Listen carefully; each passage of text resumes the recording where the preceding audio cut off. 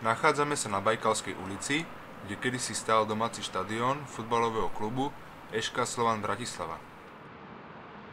Na tomto mieste by mal do konca júla 2016 vyrásť nový národný futbalový štadión. Ale ako môžeme vidieť, momentálne sa ukončili búracie práce a na mieste je zatiaľ iba jama. Búracie práce súčasného futbalového štadióna na Tehelnom poli, kde má vyrásť nový objekt, pôjdu na náklady spoločnosti Národný futbalový štadión. S búraním sa začalo v júli minulého roku a koniec prác prebehol začiatkom decembra 2013.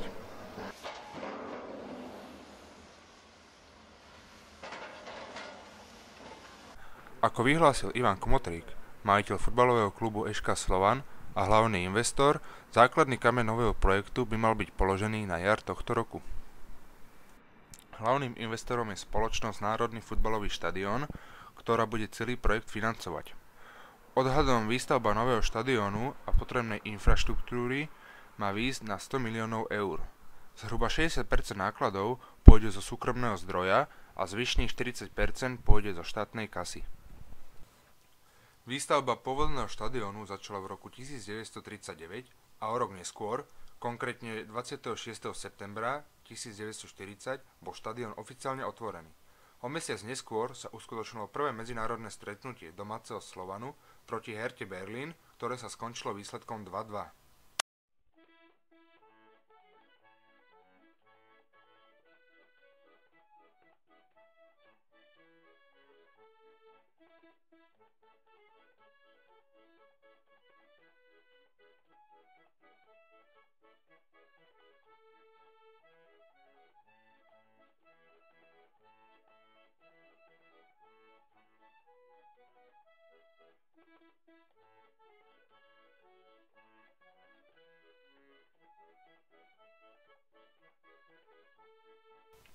Na tomto štadióne sa pravidelne hrávalo od roku 1942 až do roku 2009. V tomto roku sa musel futbalový klub ŠK Slovan kvôli zlému technickému stavu štadiónu presťahovať na neďaleký štadión bratislavského Interu.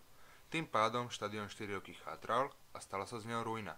Počas tejto doby našlo na štadióne útočisko mnoho bezdomovcov, ktorí tu prespávali a kradli druhotné suroviny, ktoré potom odnášali do zberných dvorov.